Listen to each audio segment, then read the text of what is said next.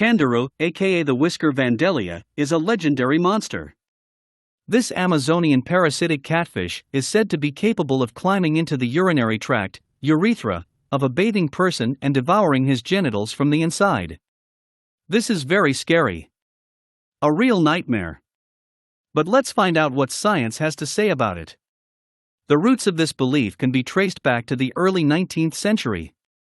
European explorers and naturalists who found themselves in the Amazon basin heard about the Candiru from the Indians.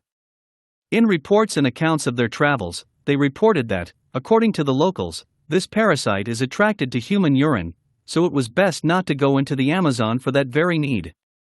Even from the shore, because the Candiru can climb up, overcoming the pressure of the stream. In case this did happen, some methods were suggested to save the life of the victim. Herbs that could dissolve the parasite that had made its way in were described. The most reliable way was amputation. This is how myths about monsters appear. Someone heard something, turned on his imagination, got scared. However, science has yet to discover anything like that. The Candiru from the 19th century legend is most likely the South American catfish Vandellia cirrhosa. A parasite that gets its head into the gills of larger fish and drinks their blood. Disgusting behavior that may well have led a fearful person to think that this vampire could infiltrate them as well. However, it should be noted that this fish is up to 5 centimeters long and about 1 centimeter wide. This is enough to fit into the gill holes of a fish, but for the penetration into the human urethra is still somehow too much. The latter can theoretically be pulled apart, but this fish species has no appendages to do so. Besides, if the Candiru somehow does get in there, it will quickly suffocate. The main weakness of this myth is that Candiru are not at all attracted to human urine. Scientists once believed that these parasites look for nitrogen-containing waste products, mostly urea, that are excreted by fish from their gills. This would make sense, since Vandellia feed at night in fast and murky waters, and this chemical marker would guide them unmistakably to their target. And if that were true, the legend would have a weak, but justified rationale. However, in 2001, ichthyologist Stephen Spott tested this assumption in the laboratory. The group of scientists headed by him tested the reaction of Candiru to a number of substances and compounds: fish slime, ammonia, amino acids, and, among other things, human urine. Vandellia did not react to any of the above. However, at the sight of goldfish, she visibly perked up and showed all signs of attention. This indicates that despite poor visibility in its habitat, the Candelaria still relies on its eyesight to find prey. A review article was published in 2013, which argued that it is almost impossible to find documented evidence of attacks on humans by fish of this species.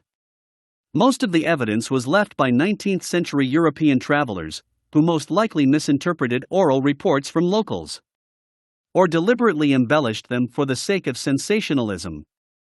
None of them personally saw any of the victims and were not attacked themselves. Something similar has only been recorded once in recent history, in 1997. At that time, a resident of the Brazilian city of Manaus was taken to the hospital with a Candiru stuck in his urethra. The urologist was able to remove the fish after a lengthy operation, after which he described its details in an article published according to all the rules.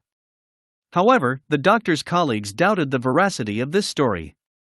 First, the patient claimed that the fish entered through a stream of urine. This is impossible in this case. The fish would have had to swim faster than the stream, upwards, overcoming the Earth's gravity. Besides, it can only be repelled by its fins, which means that the stream must be wide enough to accommodate the Candiru completely. Recall that the width of her torso is about 1 centimeter. Some fish can jump out of the water. Salmon, for example, at all to a height of about 2 meters. But for catfish, especially such a miniature, nothing of this kind has been observed. And having jumped up, the fish would not be able to get inside, as it has already been said, it does not have the necessary devices for this. The behavior of the urologist who published the surgical report also looks extremely suspicious. He kept the surgically removed parasite, but according to Stephen Spott, who was too lazy to travel to Brazil and see the monster for himself, the fish was too big and could fit into the urethra of perhaps an elephant. In addition, there were no signs of being inside the human body. For example, it had all the spines, which the doctor described as having been removed during surgery. So the only documented case that speaks of the kangaroo's ability to penetrate the human urethra is probably a hoax. This means that if you suddenly decide to swim in the Amazon, there is no need to be afraid of parasitic catfish and somehow specially protect yourself from them. Beware of piranhas, electric eels, dumb sharks, caimans. That's right, the Amazon is really quite dangerous.